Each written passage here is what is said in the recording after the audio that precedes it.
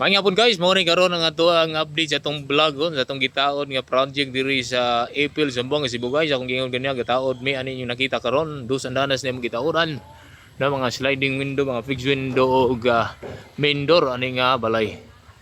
So nindot na kay guys, mura na jud balay ang ihang balay. Kay nataoran na jud sa mga gikinahanglan sa iyang nindot nga house. Pero na pa ni siya mga kulang guys, no?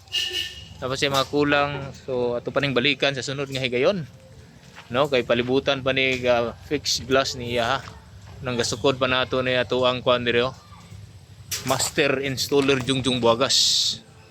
Good job kayo ni. Okay, so kung sa magpataw dia bisag asa, amo nang abantihan. So salamat kay sir sa pagsalig sa Beyond Pro Glass and Aluminum. Okay, dok.